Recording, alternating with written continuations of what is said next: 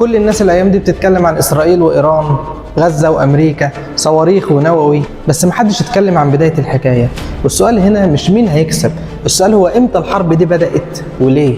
النهارده انا مش جاي اقدم نشرة اخبار، انا جاي احكي قصة بلد قامت على كذبة كبيرة وسكانها عاشوا حياتهم على حساب ناس تانية، وقصة عدو جديد ظهر وحط صباعه في عين اسرائيل وقال انا هنا ومش خايف. قبل ما نحكي عن ايران لازم نرجع للبداية، والحكاية ما بدأتش في غزة، الحكاية بدأت في اوروبا.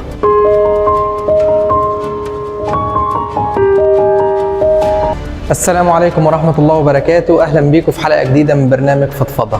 سنة 1897 في مؤتمر سري في واحد اسمه تيودور هرتزل. الراجل ده أقنع اليهود إن الحل في دولة خاصة بينا. هرتزل كان واقف قدامه خريطة الشرق الأوسط وقال جملة صغيرة بس كانت شرارة جحيم. قال إحنا عايزين أرض تبقى لنا وطن حتى لو في ناس عايشة عليها، وفلسطين هي أنسب مكان. ومن يومها بدأ الحلم الإسرائيلي اللي اتبنى على كذبة، أرض بلا شعب لشعب بلا أرض. ولأن فلسطين عمرها ما كانت فاضية فكان لازم خطة لتحويل فلسطين لأرض بلا شعب. كل تاريخ أذكره دلوقتي بيمثل لحظة مفصلية في التاريخ الفلسطيني، لحظة غيرت مصير شعب بالكامل، ولسه لحد النهاردة العالم كله بيدفع ثمنها. 1917 وعد بلفور. يوم 2 نوفمبر سنة 1917 من خلال وعد رسمي بيقدمه وزير خارجية بريطانيا آرثر بلفور على شكل خطاب موجه لليهود، بيقول فيه إن الحكومة البريطانية تنظر بعين العطف لإنشاء وطن قومي لإسرائيل على أرض فلسطين. يعني بكل بساطة بريطانيا بتدي ما لا تملك لمن لا يستحق، وكل ده عشان تأمن مصالحها في الشرق الأوسط وتكسب دعم اليهود الغربيين. بس كل ده على حساب مين؟ بالظبط كده، على حساب الشعب الفلسطيني. يوم 29 نوفمبر سنة 1947 الجمعية العامة للأمم المتحدة بتصدر القرار رقم 181 المعروف بقرار التقسيم، وده ينص على تقسيم فلسطين لدولتين، دولة يهودية بتملك 55% من الأرض، ودولة عربية فلسطينية بتملك 45% من الأرض، والقدس تبقى تحت إدارة دولية. بس المشكلة هنا إن اليهود ساعتها كانوا بيمثلوا 33% بس من عدد السكان، ومع ذلك خدوا أكتر من نص الأرض. وده اللي خلى الفلسطينيين اللي بيمثلوا 67% من عدد السكان يعترضوا على القرار، لأنه قرار غير عادل ومبني على وعد بلفور الباطل. لكن الصهاينة وافقوا بالتقسيم، مش لأن القرار عاجبهم، ولكن كانوا عارفين إن هم هياخدوا أكتر من كده بعدين بالسلاح. وبعدها بدأت الحرب الأهلية داخل فلسطين، والعصابات الصهيونية بدأوا في تنفيذ عمليات تهجير ومذابح زي مذبحة دير ياسين. ودلوقتي التاريخ الأصعب، 1948 إعلان قيام دولة إسرائيل وبداية النكبة، وده من خلال تهجير أكتر من 750 ألف فلسطيني، والقتل والمذابح. قرى كاملة اتحرقت وبيوت اتمسحت وعائلات اتدفنت في صمت.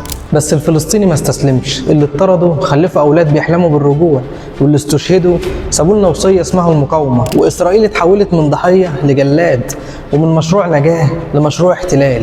اللي حصل سنة 1948 ما كانش حرب، كان خطة مدروسة لتفريغ الأرض. ولكن اللي فاجئ العالم إن الفلسطيني رفض يختفي، وبدأت المقاومة من أول حجر لصواريخ غزة. وإسرائيل ما كانتش دولة بتدافع، كانت مشروع بيتمدد. العداء هنا مش بسبب حدود، العداء بسبب فكرة حق العودة وفكرة تانية اسمها الكرامة. وإسرائيل عدوها الحقيقي هو الإنسان اللي بيرفض ينكسر. واتزرعت جواهم فكرة إن في أرض موعودة، وإن أهل الأرض الحقيقيين مجرد عائق. وكبرت الفكرة بالخوف والكراهية، وظهرت أجيال اتربت على إن الفلسطيني خطر دائم، وإن الأمن مش في التفاهم، الأمن في السيطرة، وإن أفضل وسيلة للدفاع هي الهجوم. والنتيجة أطفال بتموت وشعوب بتتشرد وحقد بيزيد كل يوم. وإحنا شايفين المشهد وغصب عننا بنشوفهم أعداء، مش لأن جوانا حقد، ولكن لأننا شايفين الظلم بعينينا وبنشوف إخواتنا بيموتوا كل يوم وبنحس بالعجز. ودلوقتي خلينا أقول لك حاجة، الحقد الحقيقي مش في قلوبنا، الحقد الحقيقي جوه مشروع كامل شايف نفسه فوق أي حساب. ومن هنا بدأت عداوة إيران لإسرائيل، لأنها معترضة على فكرة إن إسرائيل فوق أي حساب.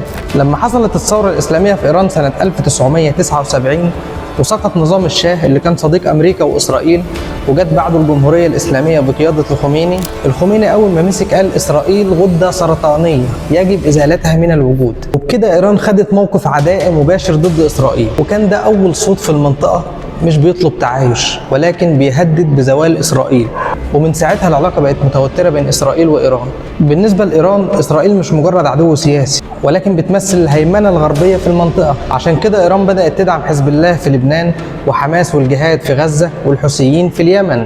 الصراع هنا مش على أرض، ولكن على فكرة مين اللي مسيطر على المنطقة. إسرائيل شايفة إيران خطر وجودي، وإيران شايفة إسرائيل سرطان لازم يتشال. وبدأت بينهم حرب إلكترونية واغتيالات وتهديدات نووية، وكل واحد فيهم بيعد سلاحه ومستني اللحظة المناسبة للضرب.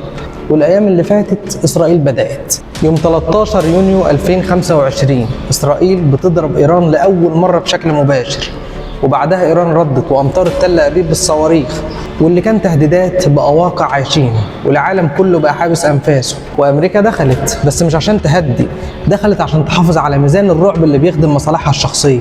طب إحنا فين من ده كله؟ كل مرة بيتضرب بيت في غزة بتتهز بيوتنا معاه.